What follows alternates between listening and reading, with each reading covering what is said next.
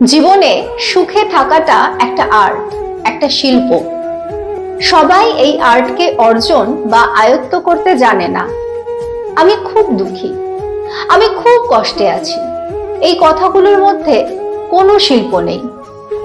শিল্প আছে সেখানে যেখানে হাজার শূন্যতা, হাজার অপমান, হাজার হাজার না পাওয়া, তবু তারই মধ্যে সেই শত কষ্টের ঝর্ণাতলাতেও একটি মানুষ কেমন নীরবে নির্বিকার বিভোরতায় একটা জীবন কাটিয়ে দিচ্ছে।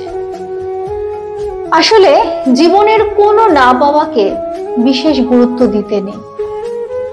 কষ্টকে উচ্চতর মর্যাদার আসনে বসতে দিলেই সে জীবনের সমগ্র অনুভূতির ওপরে দখলদারি ফলাতে শুরু করে। তখন খুব সামান্য কারণেই জীবন বিস্বাদ হয়ে ওঠে আর মন বিকল্প খুঁজতে চায়। কিন্তু দুঃখ তো আর জীবনের একটা দরজা দিয়ে ঢোকে না, তার অজস্র প্রবেশ পথ। কটা দরজাকে বন্ধ করবে তুমি? কটা দরজার দিকে তাকিয়ে বসে থাকবে?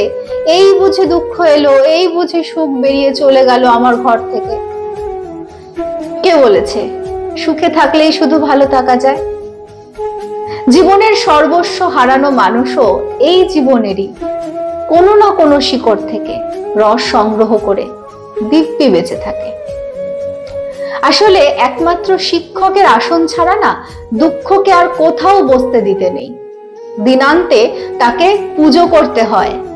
তার প্রসাদী ফুল আর আলো আমাদের সামনের পথ দেখায়।